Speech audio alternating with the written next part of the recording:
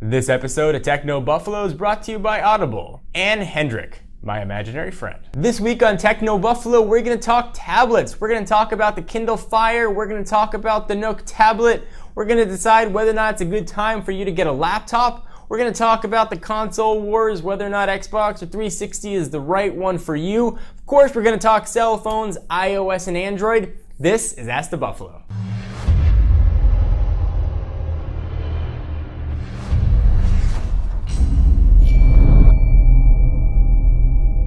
Welcome back, everyone, to another episode of Ask the Buffalo. I'm your host, John Rettinger, and this is a chance to ask me anything that you want to know from the wide world of technology. If you want to know why your mom won't let you have a TV in your room, you want to know which tablet's best for you, you don't know whether or not you should wait before you get your next laptop, this is the place to be and where you can get your questions answered. This is Ask the Buffalo. Let's go ahead and get started. Our first question has to do with the mobile side of the world, and this comes from Tad Pimentel. He wants to know, is the Galaxy Nexus phone that will be coming out be outdated by quad cores, or is this phone safe from being outdated for a while? It seems like every few days there's a new flagship Android device coming out. And quad-core is coming. NVIDIA has announced their Tegra 3 processor, which is not going to have just 4 cores, actually going to have 5 cores, which is going to result in better battery life. So we're going to see them presumably in December, first in the tablet world, and then it'll start transitioning out to phones. There's always something new coming out. Anything you have that's new and shiny today, as soon as you take it off the lot, if I can use a car analogy, it's going to be outdated. So the best thing I can say is to get something that's good for you right now that you think is going to last you for the next few years. And a few things that you need to know when you do that. LTE is becoming standard. If you're buying a new phone right now, whether you are on AT&T, whether or not you're on Verizon, you want a phone that has LTE. Even if you don't have LTE service where you live, you might have it throughout the next 2 years. And if you're on T-Mobile, you want to get a phone that has support for their 4G network. Hopefully their 42.4 HSPA plus 4G network. And Sprint, you're kind of left in a limbo. They're not really going to have WiMAX around for the next 2 years, but it's still kind of here as they transition to LTE. So for Sprint, you want to get a phone that's going to be good for you now, and hopefully will have fast enough data speeds over the next 2 years. So to answer your question, yes, the Galaxy Nexus is going to be a tremendous phone, and yes, it's going to be outdated in the spec department, but specs don't make the phone, the user experience does. And Ice Cream Sandwich, the version of Android running on the Galaxy Nexus, was made just for that device. You're going to get a tremendous user experience. So even though phones may have better specs, they may not outperform your shiny new phone. Our next question comes from user Eric the Flash, who asks, I would try and say it with an accent if I could do accents. Hi John, when do you think the next Ice Cream Sandwich device comes out, and is the Galaxy Nexus going to come out on other carriers beside Verizon? So we'll see Ice Cream Sandwich first come out on the Galaxy Nexus, then we should see it on several other devices going into 2012 for the first few months. So the second part of your question, there will be a Galaxy Nexus available for other carriers, but not necessarily released by other carriers. And if I could explain, there's going to be a version using LTE for Verizon, but there's also going to be a pentaband unlocked GSM version. And that's sort of fancy tech jargon. What that means is that if you are on AT&T, you're on T-Mobile, or you're on really any network that uses a SIM card, you could pop your SIM card in there and you can get 3G speeds. So while you might not be able to walk into an AT&T store, at least not yet, and pick up a Galaxy Nexus, you'll be able to buy one unlocked from a ton of retailers.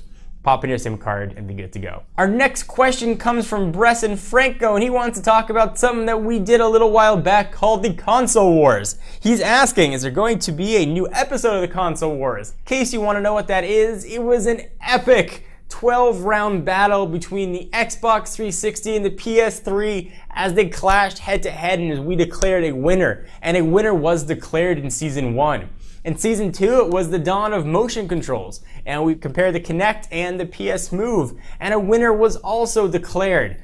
Since that has ended, there hasn't been a reason to bring back Season 3 of the Console Wars quite yet. And we don't want to do them just for the sake of doing them. We want to make sure there's something interesting to discuss. So as we head into E3 in 2012, and presumably we start seeing new consoles get announced and released, like the Wii U and hopefully the next generation Xbox 360 and PS4. The console wars will come back. Much like a mighty bear, it's hibernating, but it will eventually wake up again. So hopefully that helps answer your question. Our next question comes from one of my friends who actually I met at the London meetup that we had just a few months back. This is Lewis Hollis, who asks, do you think Apple will bring out a 7-inch iPad to compete with the Kindle Fire? So if you guys are tech fiends or you just like to keep up in the tech world, you'll know that Amazon released a Fire on the world today. This is not the BlackBerry Playbook. This is in fact the Kindle Fire that came out this week, depending on what day you're watching this video.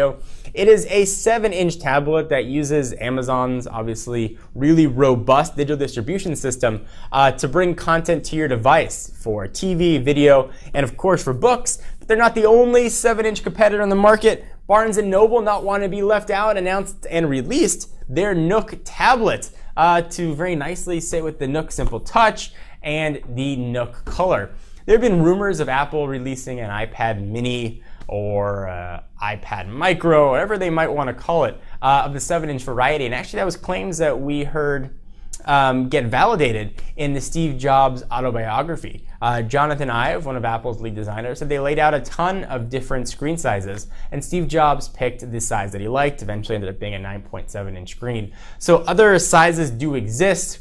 You've heard rumors and grumblings that Apple is thinking about releasing another model. The answer that I have to say to you is I think if anything, the iPad screen is going to get bigger, not smaller. I think we're going to see a widescreen format iPad, probably a 10-inch screen coming out, presumably with the iPad 3. I do not think we're getting smaller in the 7-inch space. I don't think that's really a niche that Apple wants to compete in. So hopefully that helps answer your question.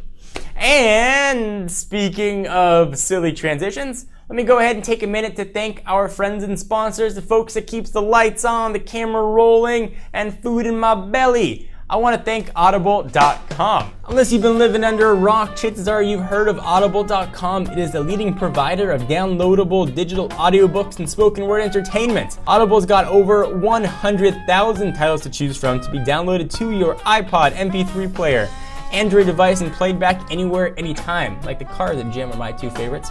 Choose from books in every genre, including science fiction, thrillers, drama, comedy, business, history, and more. If you want to go ahead and check out Audible and you want to maybe get a book and listen to, go to audiblepodcast.com/techno for your free audiobook. Go to audiblepodcast/techno, get your free audiobook, give it a shot. Show your support for the Techno Buffalo peeps. We certainly appreciate it, and you're getting a really cool product in return. So, audible.com. Audible it up. Our next question comes from user Splat. He asks, Apple's MacBook Air received an update recently, and with news of the upcoming 15-inch super thin laptops coming next year, do you think the MacBook Pros will receive a major facelift soon? You may be referring to the Ultrabooks that are coming out now. They are super thin PCs that are sort of reminiscent of the MacBook Air. The 15-inch model that you're referring to may very well end up being a MacBook Air line and may perhaps drop the MacBook Pro moniker from the line. So presumably we're going to see thinner, sleeker, probably wedge-shaped 15-inch MacBook Pros. If you want to get a MacBook Pro that has a disk drive, now is the time to do it, because I'm just guessing that we are no longer going to see those disk drives be present. We saw them leave in the MacBook Airline, and I think we're going, sounds like an airline, MacBook Airlines. Can you imagine flying on MacBook Airlines? I bet it would look super modern. It'd be like flying in a giant IKEA. But I digress. I think we're going to see a 15-inch model very reminiscent of the 11 and 13-inch MacBook Air models that we have right now, just larger. So hopefully that helps answer your question. Thank you guys for tuning in and watching another episode of Ask the Buffalo. I'm your host, John Rettinger from Techno Buffalo, your one-stop source for unboxing, reviews, news, and bad jokes, and everything from the world of technology. I will see you guys in the next video.